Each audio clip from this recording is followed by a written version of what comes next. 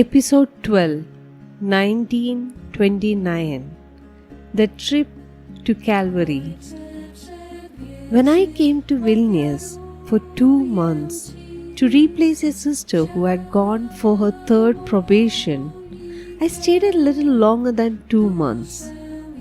One day, the Mother Superior, wanting to give me a bit of pleasure, gave me permission to go together with another sister to Calvary, to walk the paths, as they say. I was delighted.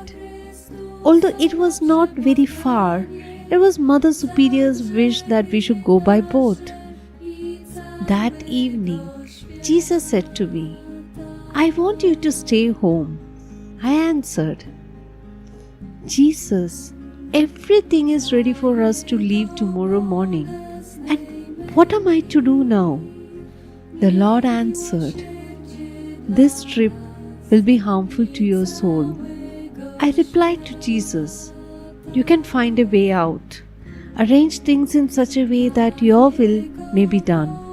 At that moment, the bell announced the time for sleep.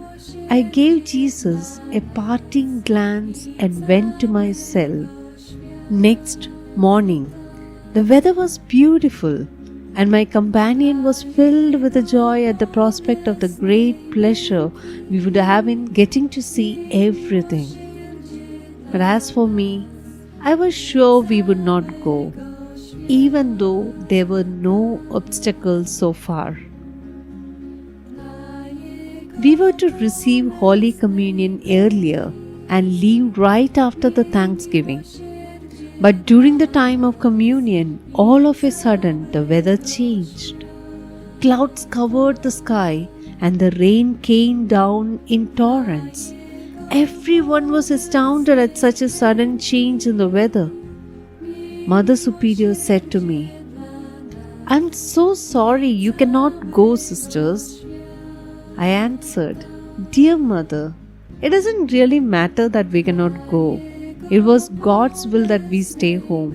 However, no one knew that it was Jesus' express desire that I stay home." I spent the whole day in recollection and meditation, thanking the Lord for having kept me home. That day, God granted me many heavenly consolations. One time, during the novitiate, when Mother Directress sent me to work in the ward's kitchen, I was very upset because I could not manage the pots, which were very large.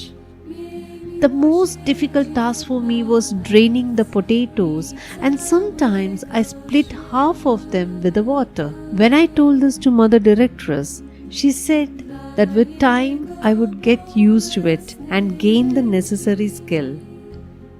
Yet the task was not getting any easier as I was growing weaker every day.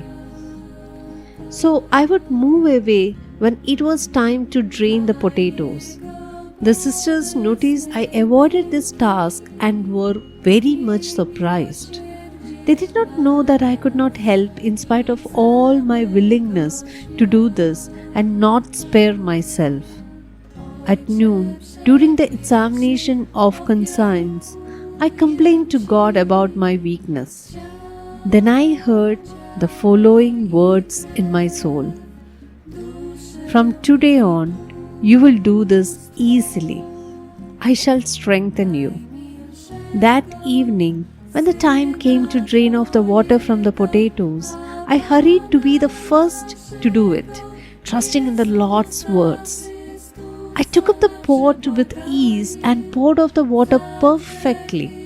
But when I took off the lid to let the potatoes steam off, I saw there in the pot, in the place of potatoes, whole bunch of red roses, beautiful beyond description. I had never seen such red roses before. Greatly astonished and unable to understand the meaning of this, I heard a voice within me saying, "I change such hard work of yours into bouquets of most beautiful flowers, and their perfume rises up to my throne. From then on, I have tried to drain the potatoes myself, not only during my week when it was my turn to cook, but also in replacement of other sisters when it was their turn. And not only do I do this, but I try to be the first to help in any other burdensome task because I have experienced how much pleases God. Oh, inexhaustible treasure of purity of intention, which makes all our actions perfect and so pleasing to God. Oh Jesus, you know how weak I am. Be then ever with me.